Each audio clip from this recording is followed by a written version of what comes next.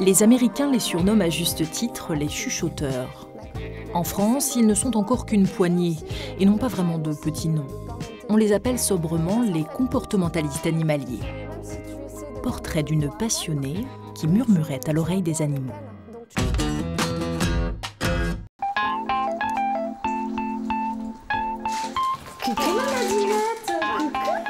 Isabelle a rendez-vous avec Maddy, un golden retriever de 18 mois qui pointera bientôt le bout de sa truffe en maison de retraite. Mais avant de devenir chien visiteur, il y a encore un peu de travail. Bonjour. Ça va? Des fois, je ne trouve pas le vocabulaire, en fin de compte, pour qu'elle comprenne. Tu sais qu'un chien de vocabulaire, il l'a pas. Il l'a pas. Non, mais c'est 20% du message pour lui. Voilà. Donc c'est ton corps qui va faire toute la différence. Là, tu vois, je veux qu'elle reste en bas. Donc plutôt que de lever les mains et essayer de les sortir, etc., ben, je les laisse en bas. Elle veut les mains. Maddy. Nicole m'avait appelée parce qu'elle m'a demandé comment est-ce qu'on peut parler à son chien, comment est-ce qu'on peut se faire comprendre de lui.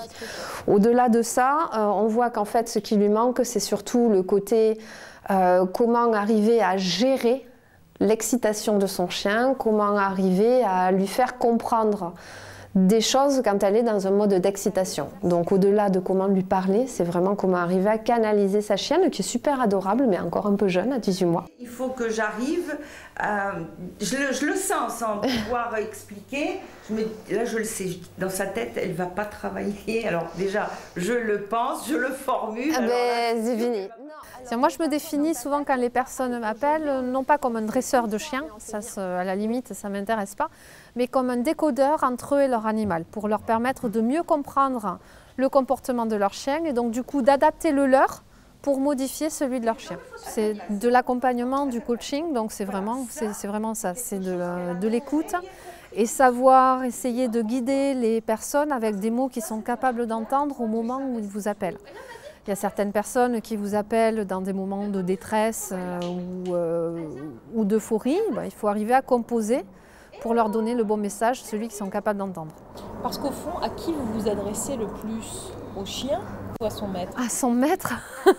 Je vais utiliser le chien pour montrer éventuellement au maître des gestuels, pour lui montrer que oui, ça peut marcher, pour lui montrer que sa façon de faire n'est peut-être pas l'unique et l'amener à se questionner. Je ne vais pas lui dire non, regardez, c'est comme ça qu'il faut faire. Je vais faire des choses avec son chien et c'est lui qui va me questionner. C'est là qu'on va pouvoir avancer parce que du coup, ça va lui permettre de se remettre en question et d'être demandeur de conseils et donc de se les approprier. Je me suis installée à mon compte en 2007, mais que je suis dans l'éducation canine et dans les chiens, beaucoup plus que ça. J'ai eu mon premier chien à moi en 95, mais j'ai toujours eu des animaux chez mes parents. Donc, j'avais déjà éduqué le chien, soi-disant inéducable chez mes parents. J'avais appris à se coucher en faisant ça devant. Donc voilà, ça c'est de toujours. Si tu dis quelque chose, c'est que c'est important. Donc tu lâches pas au milieu. Didi? Bien, assis. Oui, c'est ton jouet? Isabelle est adepte de la méthode douce. Dans le jargon canin, on appelle cela la méthode positive. La méthode positive consiste à ignorer les mauvais comportements. C'est-à-dire un chien qui va faire quelque chose qui n'est pas ce qu'on essaie de lui apprendre, on ne va rien lui dire, on va détourner, on va essayer de lui réexpliquer, de refractionner pour lui permettre de franchir des petites étapes dans lesquelles on va pouvoir lui dire oui, l'encourager et avancer. Si le chien ne fait pas bien, on va juste enlever la récompense. On punit en enlevant quelque chose d'intéressant pour le chien plutôt qu'en rajoutant quelque chose de négatif pour lui. Quelque chose qui fait peur ou qui fait mal. Ah, mais ça, bon, on a du petit côté berger là, hein, un peu. Guest?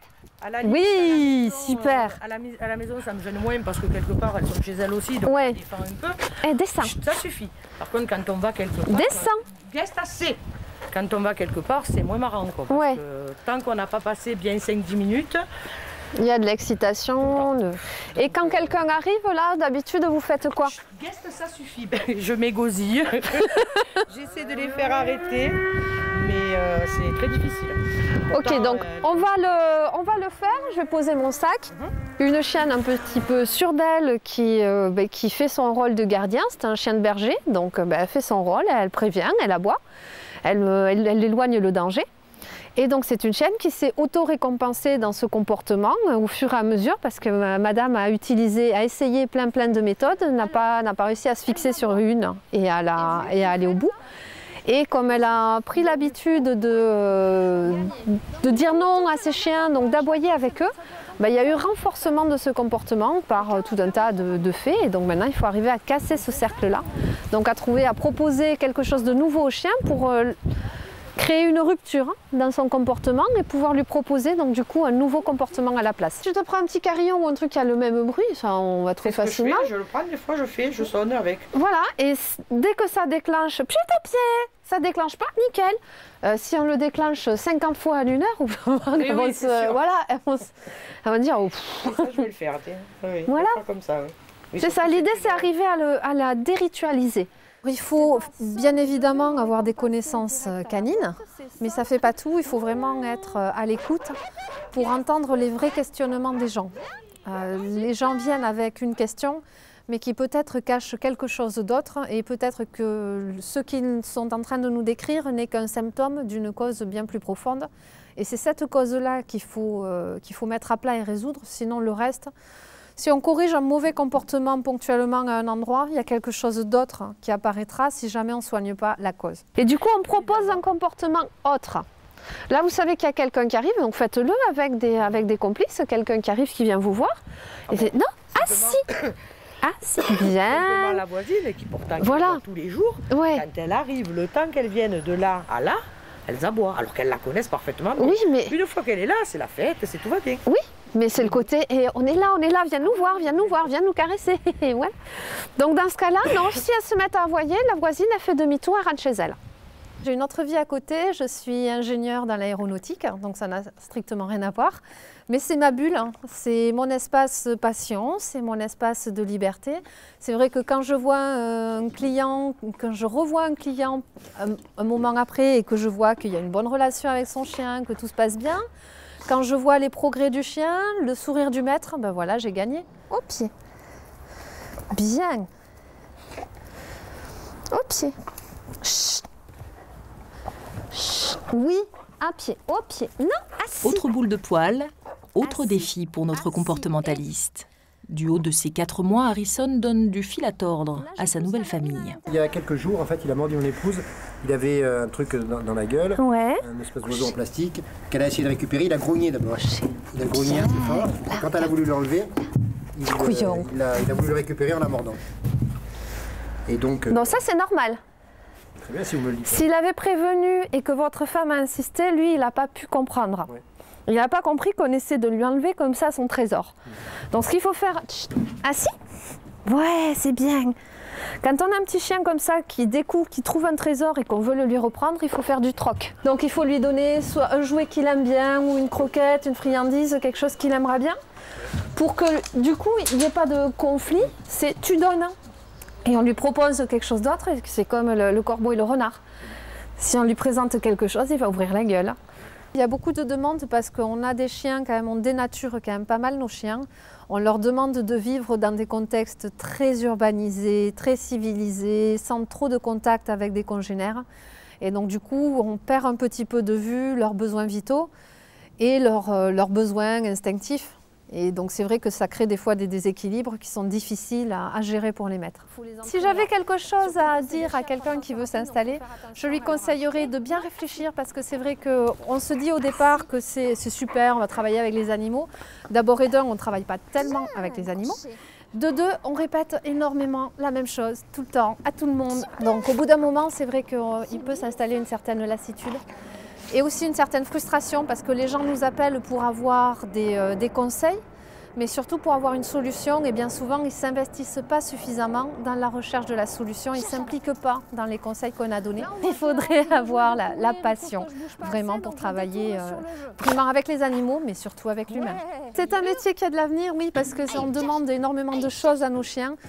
Beaucoup trop, on ne les connaît pas assez et donc il y a tout un accompagnement de changement de culture à mener autour de ça.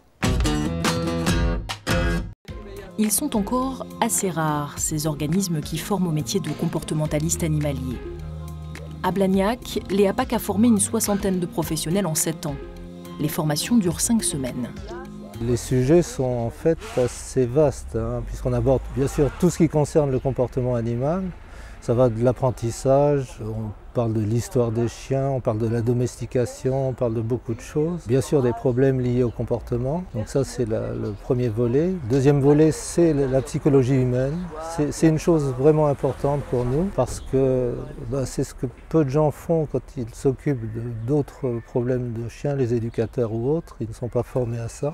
Il y a des mises en situation professionnelle, on décrit des cas de problèmes de comportement.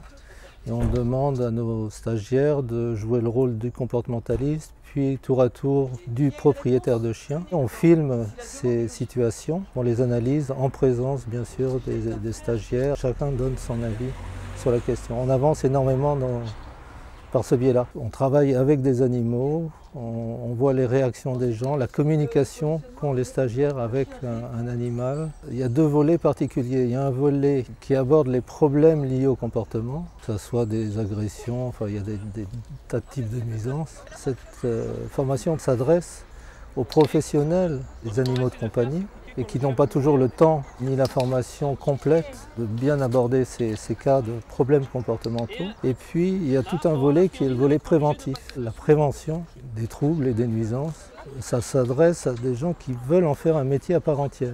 Jusqu'à présent, nous avions une session par an, par exemple. Depuis cette année, nous avons une 2e session. C'est vous dire la demande croissante dans ce domaine-là.